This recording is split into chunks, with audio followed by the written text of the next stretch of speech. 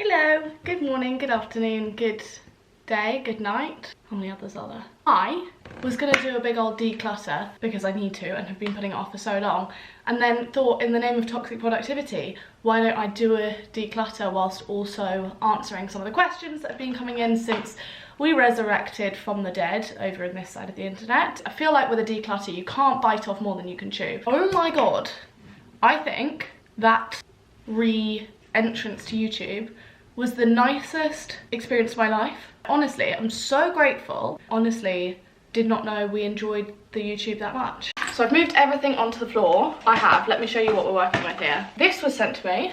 Lovely, very lovely. I hate when I do not record who sent something to me. If you sent this to me, please let me know and I will pin you in a comment. So I got sent this like little jewellery box, which I feel like is going to be the perfect place to store rings. Once again, have a passion for rings, so I feel like I could put all my rings there. Then we have this with a drawer, which is meant to be like earrings, but is just confusing. And then we have this, which goes in my drawer, which is just necklaces, but then they're all so like away that I just don't wear them. While I'm working through this, we must answer some questions, otherwise I'll give you absolutely no value. Oh.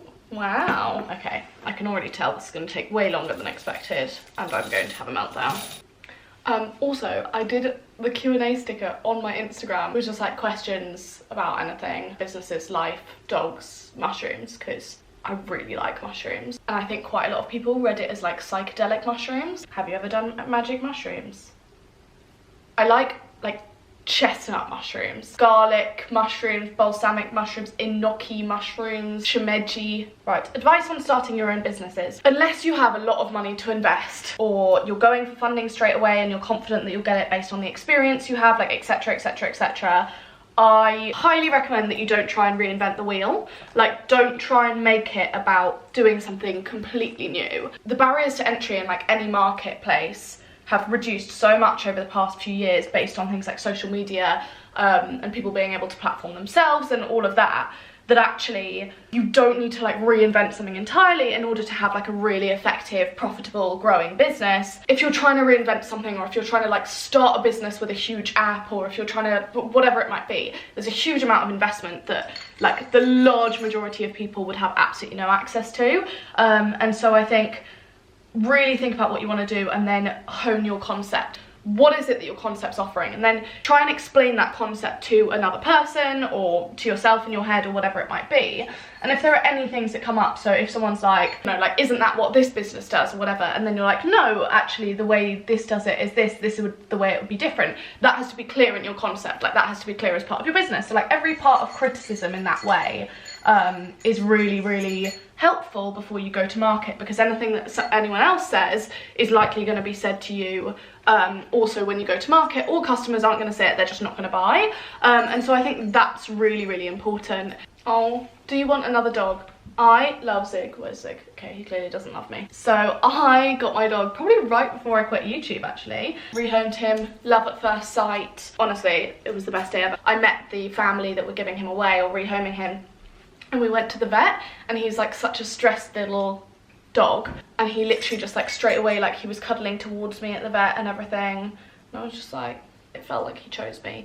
No, I do not want another dog. I mean, I'd love another dog. I take Zig on public transport the whole time, get him dog sitters, or he stays with friends when I'm away, or whatever it might be, and that just gets infinitely more complicated with another dog. Right, so this is where we're up to. Essentially what I've done, I've tried to separate just everything out into, that's what I've done on the rings, which I think is pretty great. And then I've separated like earrings, necklaces out, got a pile of things I'm giving away. I think it's gone pretty well, you know, but I'm not really sure how I'm going to present it in a way that is usable.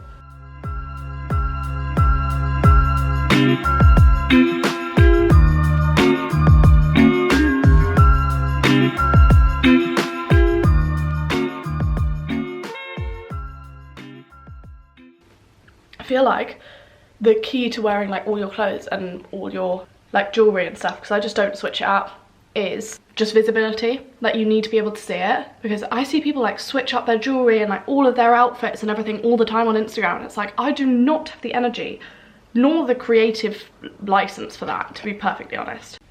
How do you cope with the gap between your school friend's life and yours? So I think it has been really important for me to like get entrepreneur friends over the past year or so, because it's just something that you need a lot of comfort in, to be honest, and like understanding that it's not all about the success, because there's so much that goes wrong and like all the time. But actually I just think like life's more about being friends with people who you'd be friends with. I think it's nice to have things outside of what you do, if that makes sense, and I've always really, really valued that. Trying to ruin my life. Oh, you're cute.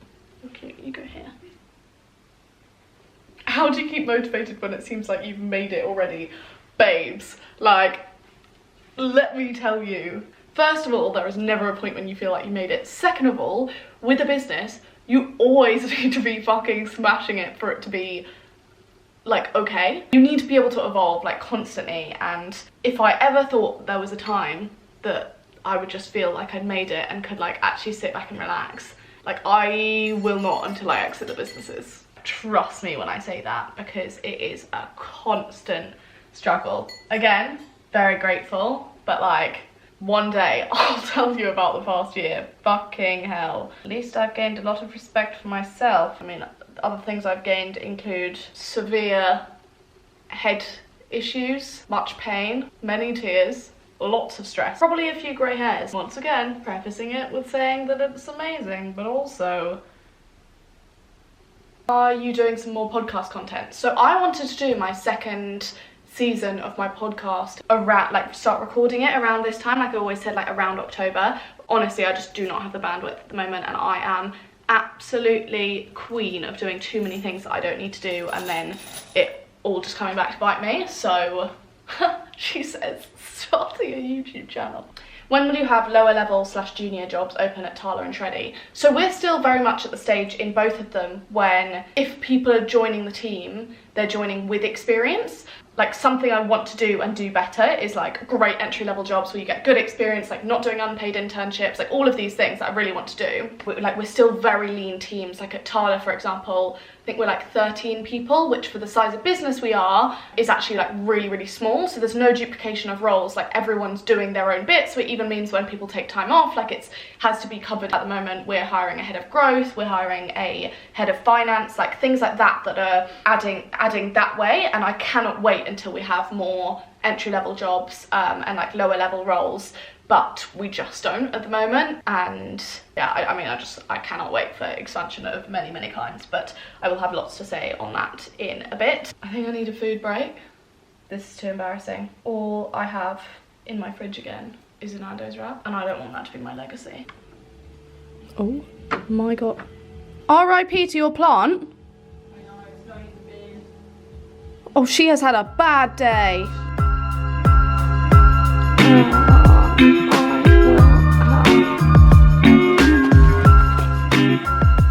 For lunch, we have sweet potato fries, wedges, leftover. I was on a shoot this week and they had some breakfast, and then I had a different option. But I took this vegan bacon roll, but I'm gonna add some things to it. I'll be honest, this would not sustain me. Garlic and herb spread. What? It's furry. I've just been confronted with a lot of things at once. These are the best things in the world. If you've had the Leon Love Burger, life-changing. And they have the Love Burger sauce that you can buy, and then some mango. I did not get this. I would not get mango in a plastic pod. But it's there and people are away, so it will be eaten. This bread is not at a stage that is still to be eating. I don't know why I'm so committed to leftovers at all times. A beautiful lunch. A food blogger, if you will. That is disgusting. Done. Now we're back into the refilling stage. I'm confident. I feel like the best way to store jewellery, like to store necklaces, is not lying down, but then also where would I hang my jewellery? This is looking quite good. Give you a preview. I'm impressed, and I think it's going to get me wearing more of a variation of rings. Some of the cutest questions on here are just ones being like, how are you? Like mentally, like, are you happy? Not gonna lie, it's been a shocking year. Like there have been so many amazing things, and I'm ultimately very pleased with like every decision I've made and all of that. But Christ alive, it has been, without a doubt, the toughest year of my life. And I feel like hopefully I'll be coming out of it soon. though I don't want to jinx it, touching all the wood, but I'm good. I'm happy, I'm lucky, I have great friends, I have lots of things to be thankful for. Also, people have been through shit in the lockdown. When did you last use an umbrella? A valid question. I'm not really an umbrella girl. I'll be honest, I'm a brave it or a hood or don't exit the current premises.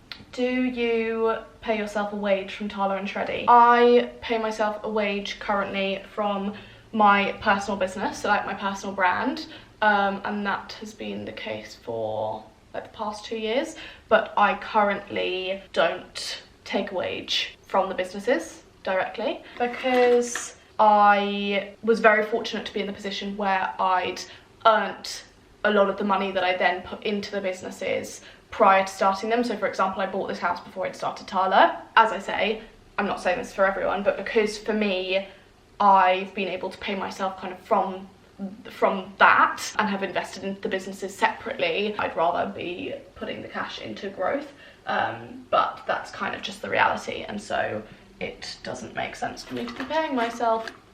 What are you? It's like an earring with no end. What does your bounce back look like after you've had a setback? What's your process? I think it's really important to be kind to yourself. Setbacks are a very, very normal part of life, and also like how we propel ourselves forward. Like also really important to understand this is so pretty, just nice, I like it. I did a reel recently on Instagram, she does reels now, about getting like back on your bullshit. And for me, that's always just about like planning ahead, set a time when you're gonna get back on it, plan it all out. So for example, like what you're getting back on, whether you're concentrating on getting back into work but making sure you don't overdo it, whatever it might be, just set the target when you're going to do it, write down some goals.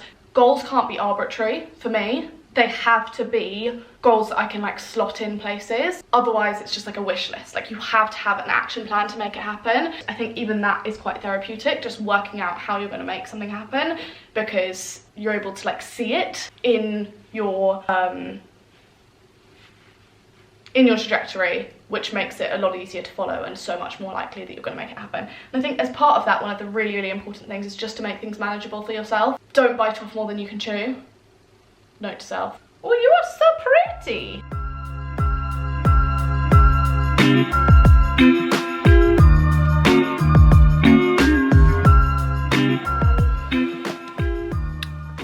Earrings. Small, medium, medium to large, large, extra large.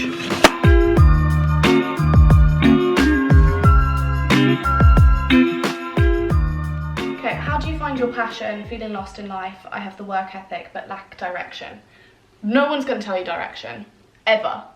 And I think that something that's so overwhelming often is thinking that we have to have like this big purpose. Like I don't have this big purpose, and assigning like a big purpose to my life makes my work a lot more noble than what it actually is. Like I'm not saving lives. For me, it is about getting the things you're passionate about into your everyday, rather than thinking you have to have like this one big passion that's going to make you the money that we need to make, and also that's going to fulfill you every day and make you happy, and you're never going to work a day in your life because you're following your passion, whatever it might be. Like it's all just absolute bullshit. I'd say forget about having to have a passion that you're following. You can be passionate about the things you're doing, and you absolutely should be. Like that's a huge privilege, but also I would just say that putting the pressure on yourself to find like some big passion that's going to like unlock all your happiness and that's going to make you jump out of jump out of bed at 6 AM after you've like just had big failure is just like an absolute shambles, and it's a scam, and I do not buy it. What operation did you have?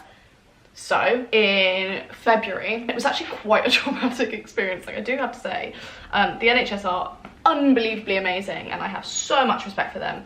This was quite the shock. Skin cancer runs in my family, and so we're very much recommended to go and get checks on like moles and everything. I noticed one mole that I was like, you look fishy. Like, I'm not gonna lie, hun, like you look like you could try and mess things up for me. So I went to get it checked and they were like, that's actually fine. This one isn't though, we need to get this removed. Also, like a few weeks before, I'd had a biopsy for like breast cancer as well. It was, everything was going a bit wild, and they were like, you have to get this removed within a week, like all of this. Got really like about it, so I was like, great, fine, like that's amazing. Obviously, like the healthcare we have in the UK is absolutely unreal, like to be able to put you on that type of pathway and just say like, you need to do this, like non-negotiable. I like drove myself. I've passed my driving test, if anyone is unaware, and I passed first time. So turned up for what I thought was like a biopsy, drove myself there and everything, so clearly didn't think it was that serious, and they were like, okay, this procedure's gonna take like an hour, and literally stole the insides of my stomach. Like I was cut open like a little pie. If you watched my podcast with Stephen, I actually did that afternoon, and I had like 10 stitches across my stomach. I was sitting there like, then that wasn't the worst of it, because then my stitches started like rupturing. They ruptured about, I think like 5-6 times, and would rupture like in the middle of the workday, like whatever it would be. And then I kept calling like the aftercare line, and just no one picked up. And then if they did pick up, they like sent me to a nursing hub, and then I'd go there and they'd be like, I was like, oh, can you stitch it back up? And they'd be like, no, we can just change the dressing. And I'm like, with all due respect, like I don't need the dressing change, like you can see it. And then the nurses got really angry because they were like, why do they keep sending you here? Like you need hospital attention. It was very, very stressful. But I'm like very much the type of person, like I don't want to put up a fuss with that type of thing, especially like when you're in COVID. But they clearly thought it was serious enough to like do while it was in COVID. Anyway, it just kept rupturing. Have you ever experienced a long period of slow business or fewer customers? I don't think any business hasn't. Like COVID would have affected every business, and like some businesses, I mean hospitality, I feel so awful for, just been through the absolute ringer. But I think what's been really hard over the past year has just been predicting based on that, because you can't predict when things are going to go back into lockdown. You can't predict how people are going to react when you come out of it. So you'll commit to orders like 6 months in advance, and then people might come out and the commitment to buying is completely different, or people aren't online and online is your main form of marketing, whatever it might be. Like absolutely. And there have been ones we haven't expected, there have been ones we have expected, there have been like, it is a normal part of business, like no business would have not had that. So at TALA at the moment, for example, we have a huge backlog, a huge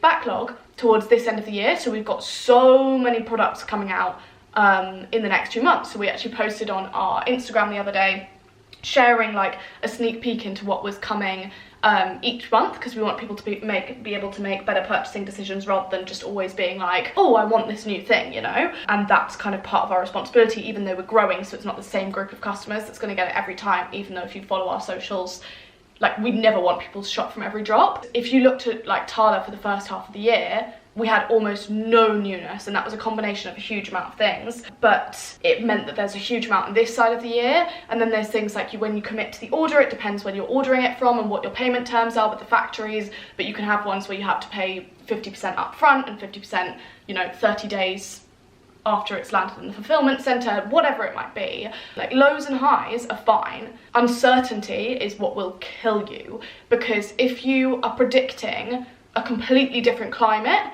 and then you suddenly have to pay for stock that there's no way you could have sold it in that time, that's when you get in trouble. So it's 100% the reality of businesses, and I wish it was talked about more, honestly. But we've been growing for a long time outside of my audience, and that's been a lot of our concentration, and we've, you know, done fantastically well at it. But it just means that, you know, you'll fluctuate with the market. It's really hard to deal with. It's hard to it's bad for like morale within the teams, but it's also like so normal.